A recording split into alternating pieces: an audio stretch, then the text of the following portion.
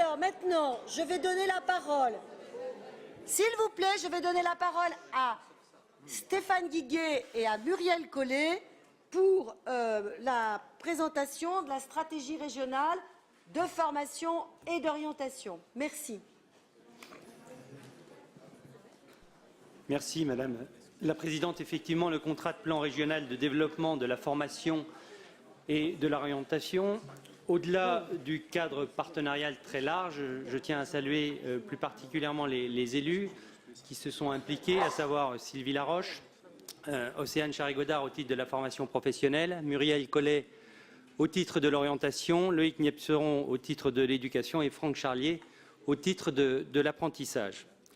La finalité essentielle, chers collègues, la finalité essentielle de ce CPRDFOP est de définir en fait les lignes directrices pluriannuelles qui vont guider un peu nos décisions chaque année, tous les ans, lorsque nous allons construire la carte des formations. Donc c'est un véritable document stratégique qui a toute son importance et qui va définir le cadre chaque année donc de la carte des formations.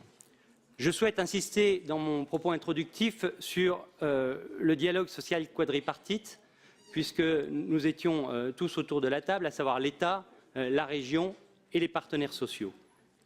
Un comité stratégique que j'ai eu l'honneur de coprésider avec les deux recteurs, bien évidemment, des commissions formation et orientation professionnelle au sein du CREFOP, et ce contrat s'est élaboré au sein du comité plénier du CREFOP, où siègent des élus de tous bords, un comité technique constitué de techniciens, et surtout de nombreuses réunions, la concertation des acteurs, à la fois des réunions sectorielles et des réunions thématiques. Au total, près de 40 réunions se sont tenues depuis plus d'un an.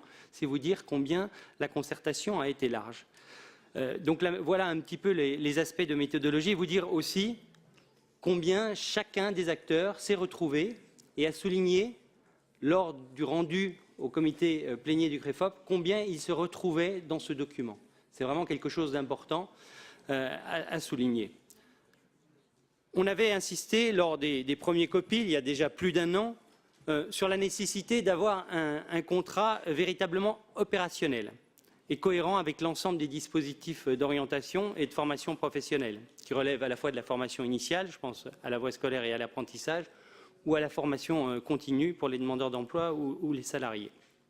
Tous les participants à ce COPIL, tout comme l'ensemble des élus, je suis sûr, ici dans cette Assemblée, se posent régulièrement des questions primordiales sur l'accompagnement des jeunes dans l'élaboration de leur parcours d'orientation, un parcours que nous souhaitons tous ambitieux et positif. On se pose tous des questions sur comment mieux préparer les jeunes et adapter les compétences des adultes aux métiers de demain. On se pose tous des questions sur comment donner de l'ambition au parcours professionnel de nos jeunes, comment concilier l'accompagnement des publics les plus fragiles et la réponse aux besoins économiques. Et puis, on se pose des questions sur les métiers qui recrutent. Est-ce qu'ils sont bien identifiés, ces métiers qui recrutent, par les personnes en recherche d'emploi, y compris dans les formations initiales. Donc nous souhaitons, à travers le document que nous allons vous présenter, répondre, entre autres, à ces questions pour définir une programmation des actions de formation professionnelle des jeunes et des adultes, assurer également un développement cohérent de l'ensemble des filières en favorisant un accès équilibré à chacune de ces filières. À travers le processus de construction de ce CPRDFOP, que j'ai rappelé, les COPIL, les réunions thématiques, les réunions sectorielles, nous avons souhaité, sur la base d'un diagnostic partagé par tous les acteurs et dans le respect des compétences de chacun, un outil de pilotage qui définit donc cette stratégie. Je tiens également à préciser, avant de le présenter, que ce contrat n'est pas figé, qu'il est amené à évoluer dans le temps, à s'enrichir et à s'adapter. Et la question de l'évaluation, et j'y reviendrai à la fin, est un enjeu capital. Je vais donc commencer par un CPRDFOP qui est axé et construit autour de 4 ambitions.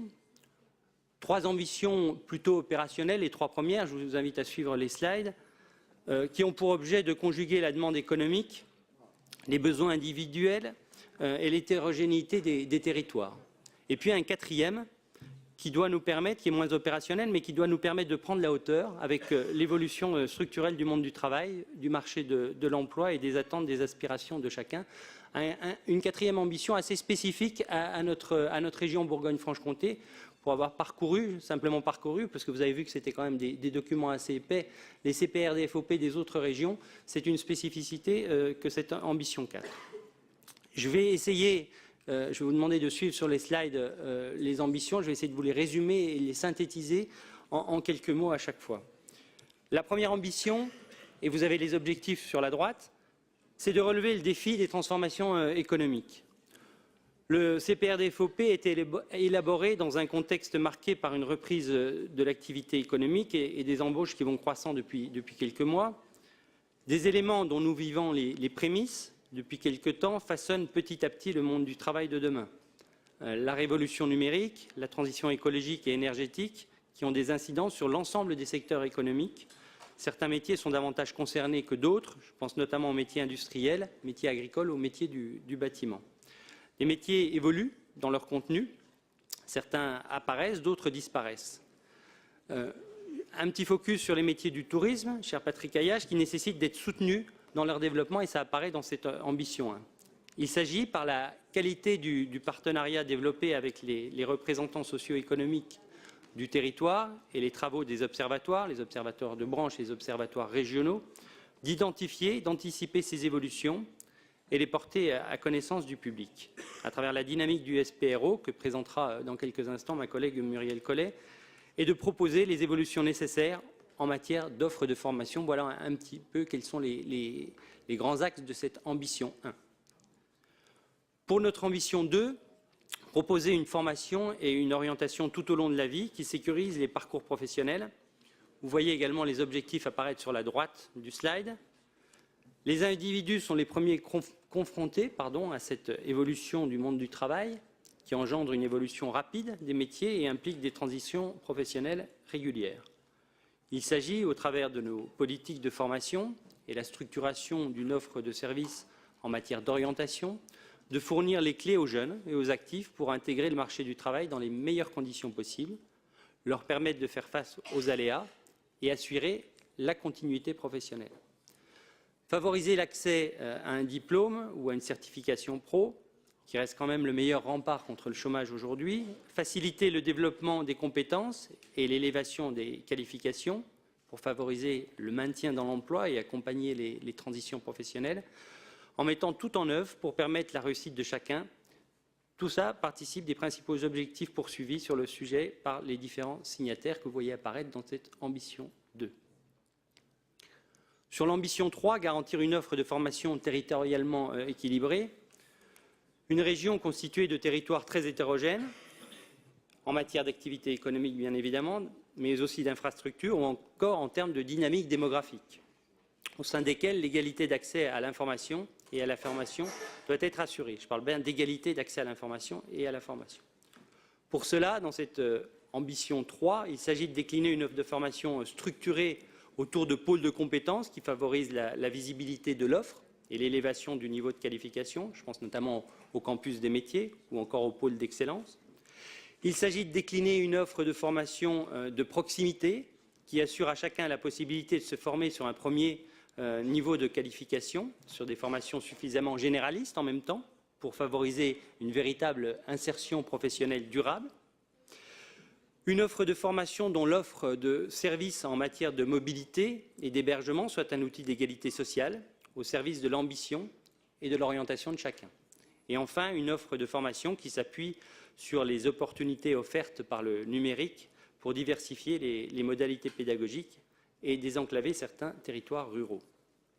Alors que sur certains territoires, les perspectives démographiques pourraient mettre en péril le maintien de certains établissements de formation et donc l'existence même des plateaux techniques, il conviendra alors d'expérimenter leur accès à un large public en demande de formation. Voilà un peu en résumé l'ambition 3 de ce contrat. Pour l'ambition 4, comme je le disais, un peu moins opérationnelle et assez spécifique à notre région, on constate dans cette ambition 4 que les évolutions structurelles du monde du travail liées au déploiement de nouvelles technologies, à des phénomènes tels que l'ubérisation, modifie le rapport au travail. Elle questionne les relations entre les jeunes en formation et les employeurs, mais également entre les salariés et les employeurs. La coexistence d'un chômage de masse et d'un nombre important d'emplois à pourvoir participe certainement de cette même problématique.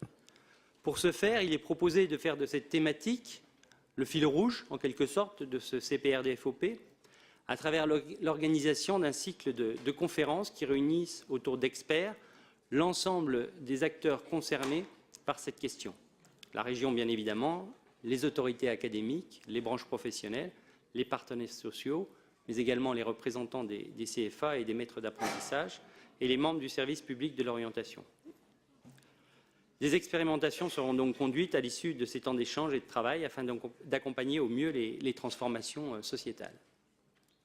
Sur le slide suivant, la mise en œuvre, un dialogue avec les territoires, les 10 réunions notamment programmées entre le 6 novembre et le 12 décembre sur les thématiques du développement économique et de la formation professionnelle, intimement liées à l'élaboration de ce CPRDFOP et surtout à son évolution.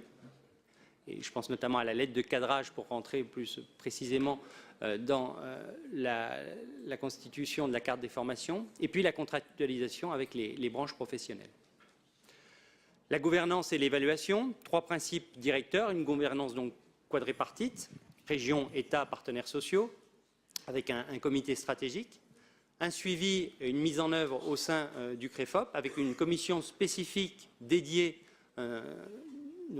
sur cette capacité à suivre et à mettre en œuvre le CREFOP, et puis une évaluation, chemin faisant, au sein de cette commission évaluation, qui favorisera donc les réajustements au fil des années. Le calendrier, il y a eu une consultation des conseils départementaux en novembre 2017, l'avis du comité plénier du CREFOP, donc c'est fait, c'était également le 13 novembre 2017, un avis, je tiens à le souligner, à l'unanimité, hein, on a eu une abstention uniquement sur la partie comité de suivi, j'ai envie de dire, sur le fameux comité qui est chargé de suivi, mais sur le contrat en lui-même, nous avons un avis du comité plénier qui est à l'unanimité. Donc c'est quand même à noter, et je le rappelle, chacun des acteurs, à la fois la région, l'État, mais les partenaires sociaux, ont souligné combien ils se retrouvaient dans ce schéma-là.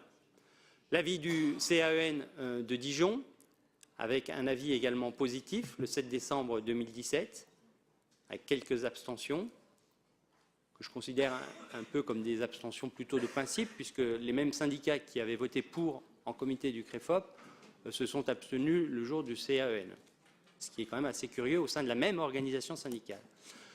L'avis du CREA le 11 décembre 2017, avis positif également. L'avis du CAEN de Besançon le 13 décembre, c'était il y a quelques jours avec le recteur Chanet à Besançon. Et la présentation aujourd'hui pour vote au Conseil régional. Nous signerons ensuite le contrat en janvier 2018. En tout cas, Madame la Présidente, vous signerez ce contrat en janvier 2018. Voilà. Est-ce qu'il y a encore un slide, Monsieur Cournot? C'est le dernier slide. Voilà, je suis à votre disposition pour répondre aux questions. En conclusion, moi je me félicite des avis positifs et de la participation depuis un an des différents acteurs. Le fait qu'ils s'y retrouvent tous est quand même quelque chose d'important. Nous souhaitons vraiment en faire un document stratégique, opérationnel.